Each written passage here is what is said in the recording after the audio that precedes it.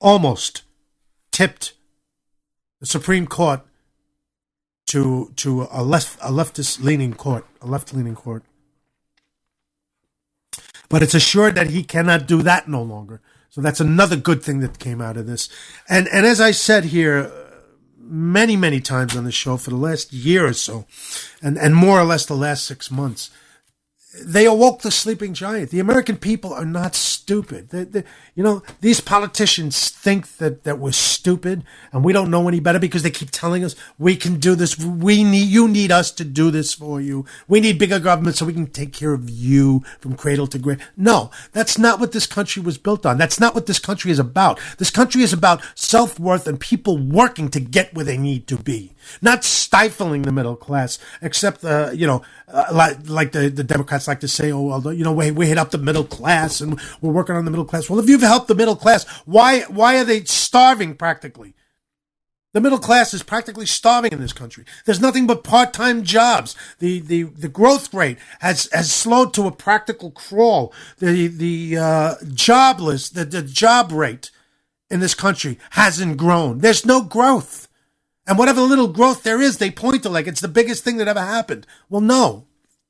Now, maybe, we'll get some things done. Maybe now this Congress will relax some of the restrictions that this administration has put on business because they can't stand business.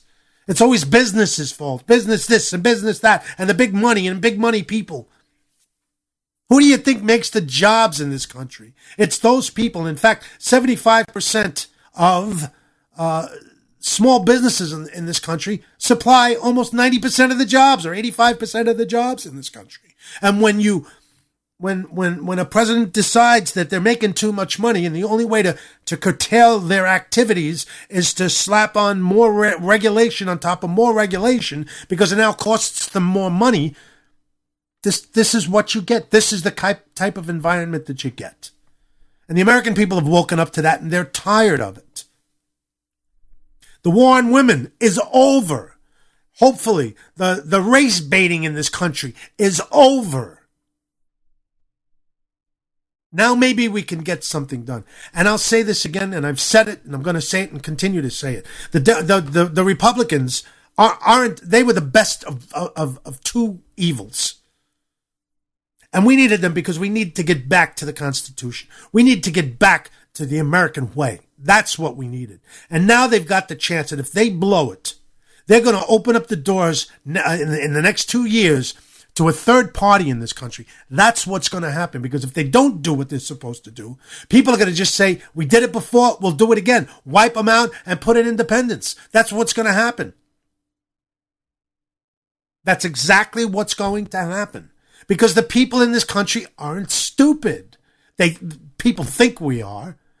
People around the world think we are. They may think we're weak, but we're going to get that back too. We're going to get our face back, like the Japanese and the Orientals like to say. We like to say face. Well, we're going to get our face back.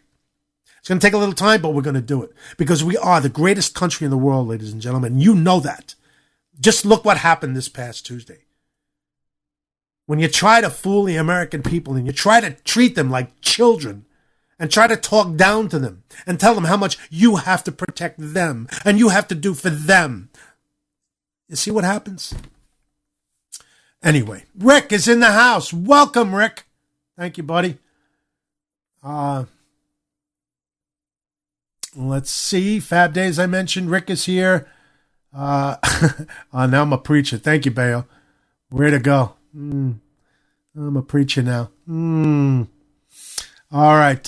For those of you who just joined us, Beowulf, Grey Mist, and Jolene Maximus are friends of mine from SL. So treat them easy. Give them a chance to get used to things first before you really start banging them. Watch out for that Rick guy because he can be really funny. But you'll find these guys here in this chat room they're all good people, funny, and a little off the wall too. So, yeah, you're right, Bayo. Yeah, you're absolutely right. You do that, Fab Days. Thank you so much. Oh, you did. Tori Wilson A rising country artist will be on Sands and Abbott tomorrow, ladies and gentlemen. That's 3 o'clock for those of you who don't know. Sands and Abbott, right here on the Sandsnet Radio Network, 3 o'clock Eastern Time tomorrow, and every Friday, 3 p.m. Eastern. I'll have to check that out. I haven't seen it. Barge pull. What? Really? You know, you see what I mean? This is how crazy this is. So I don't know if barge pull is pulling my putt here or what, or who this is, but thanks. I appreciate it. Golly. Really.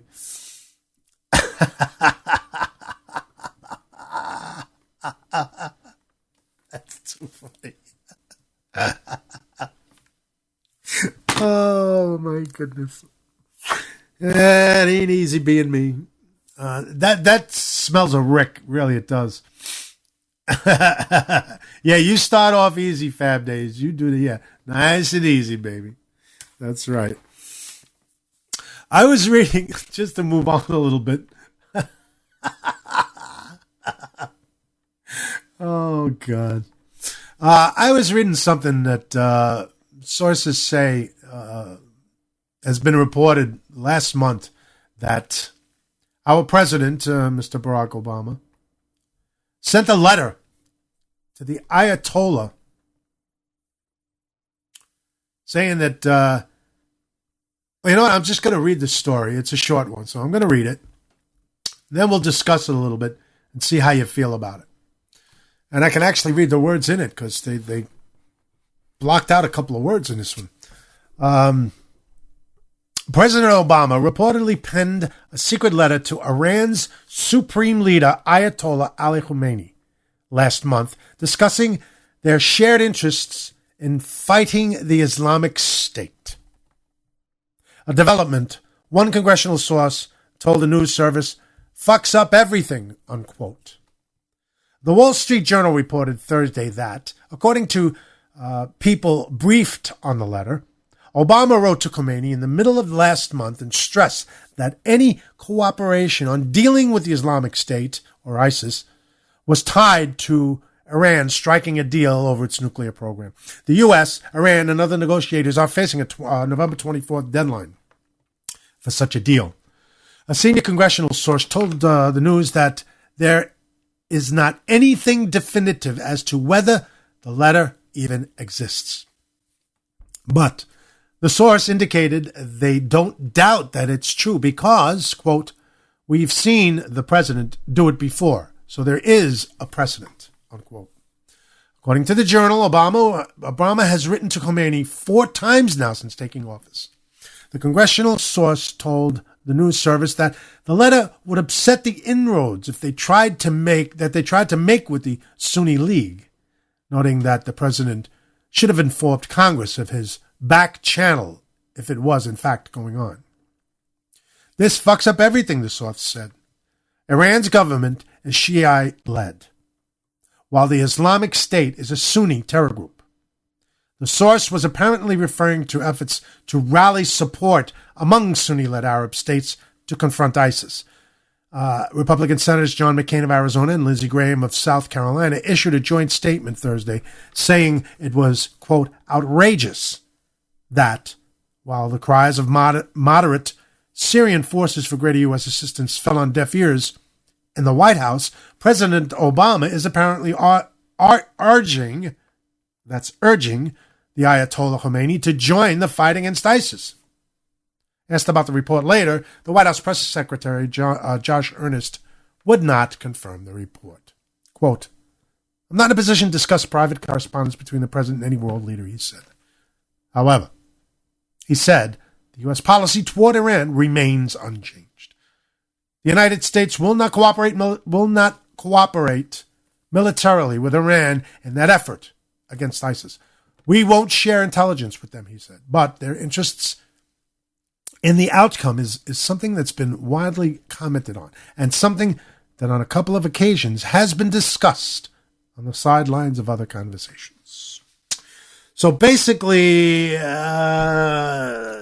he's been communicating with the Ayatollah Khomeini of Iran, who on the 24th of this month has a deadline to stop their nuclear program, which they haven't done yet. Very interesting. So we're going to see what happens with that now, because that's very important. That's probably one of the most important foreign policies that need addressing in this country. Between that, the southern border, and what Putin's doing over in his neck of the woods, taking countries left and right over there. But that's what happens, ladies and gentlemen, when you're not feared by your enemies anymore. And this is what we've gotten to in this country. But I think,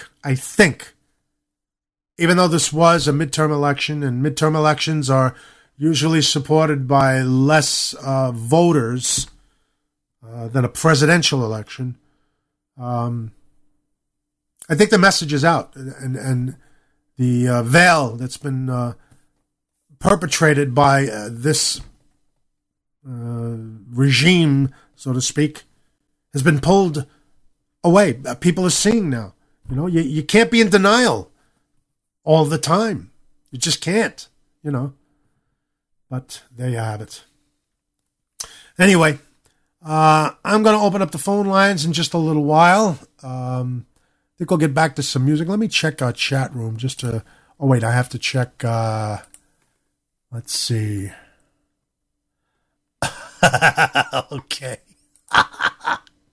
I love when that happens, because nobody could read it but me. Okay, let me get this in here. Let me do that. And then, let's see.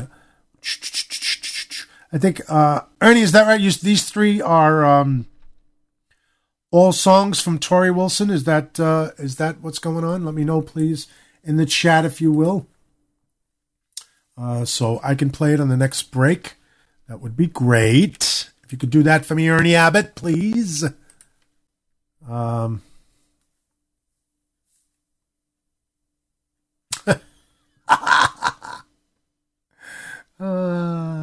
There they go. Bayo and Jolene have joined the fold. White men can't jump. Too funny.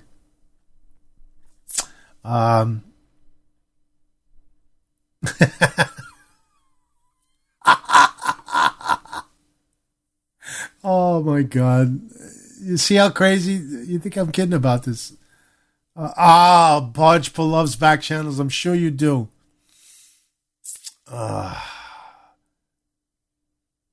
Let's see. Moving on. Ernie, if you're listening, I need that is, yes, okay. All right, great. These are her songs. All right. So I'll download a couple of those. We'll be right back, ladies and gentlemen. You're listening to Night Talk on the Sandsnet Radio Network. And I'm Jay Sands. And we're up to 91,000 listens, ladies and gentlemen. 9,000 away from 100,000 listens. Can you even believe that? It's just amazing. Simply amazing. And I thank you all for it, really. You guys, it's all you out there. Otherwise, if you weren't listening, we wouldn't be where we are. Thank you so much. So don't go nowhere. We will be right back. I promise. The Sandsnet Radio Network and WEJA Radio are pleased to announce that up-and-coming country artist Tori Wilson will be joining us live this Friday. I wanna see where I'm going. I wanna see my brother all grown up. That's right, Tori will be joining us at 3 p.m. Eastern Standard Time this coming Friday, November 7th. The way that you used to do. When I wanna leave, give me a reason not to. Tonight I'm on the line. Let me know what's on your mind. We're fragile like glass. Again, that's 3 p.m. Eastern Standard Time. Sands and Abbott, a conversation on the Sandsnet Radio Network. Yeah, join us. This young lady is amazing. Where do you find out how old she is? It's unbelievable. What a great voice, and it's tremendous. So come on by this coming Friday, November 7th, at 3 p.m. Eastern Standard Time, for Sands and Abbott, a conversation, as we welcome in young, up-and-coming country